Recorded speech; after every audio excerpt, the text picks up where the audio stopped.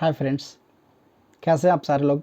उम्मीद करते हैं अच्छे होंगे, स्वस्थ होंगे और अपनी तैयारी को और बेहतर करने का प्रयास कर रहे होंगे। स्वागत है आप सभी का मगध जोन एजुकेशन में।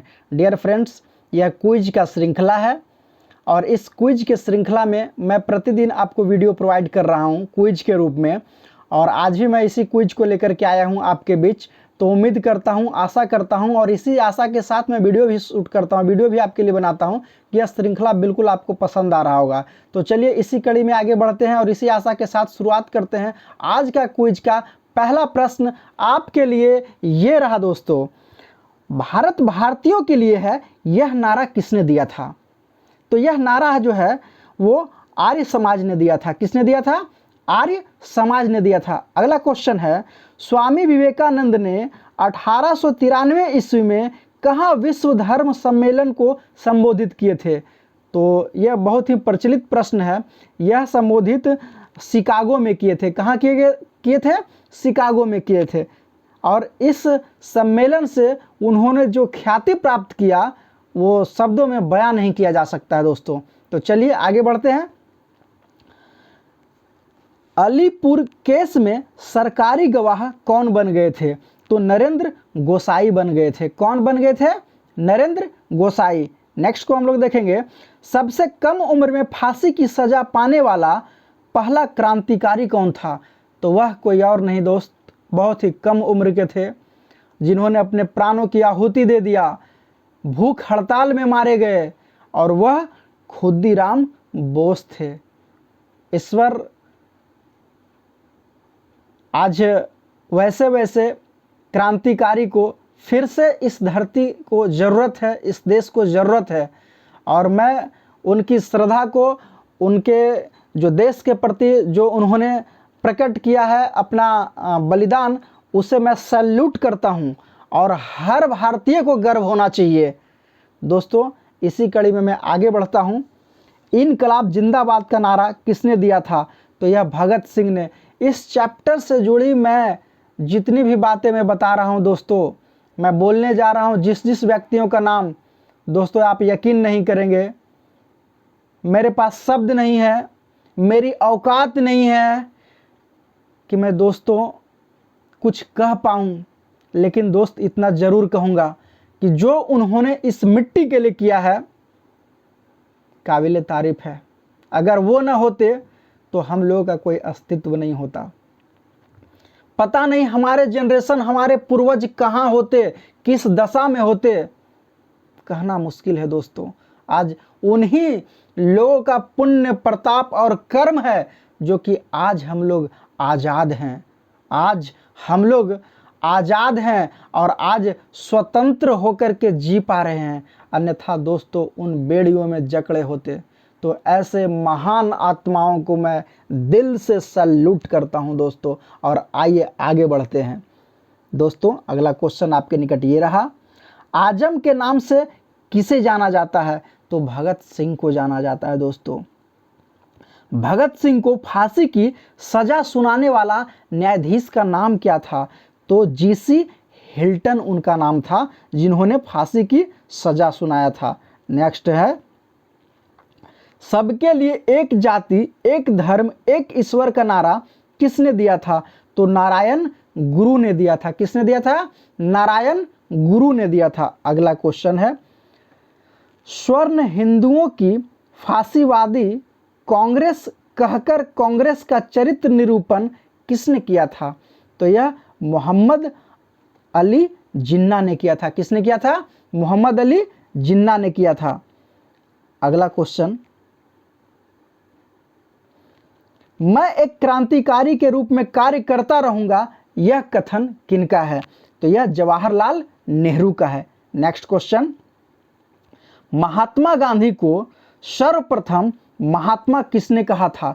तो यह रविंद्रनाथ टैगोर ने कहा था। नेक्स्ट क्वेश्चन, महात्मा गांधी को सर्वप्रथम राष्ट्रपिता कहकर किसने संबोधित किया था? तो यह सुभाष चंद्र बोस ने। अगला क्वेश्चन, सरदार वल्लभ भाई पटेल को सरदार की उपाधि किसने दिए थे?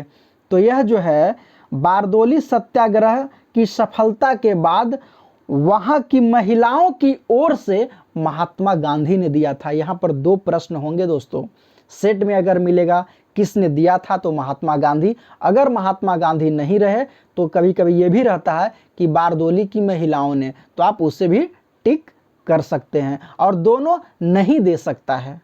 ओके, आगे बढ़ते हैं।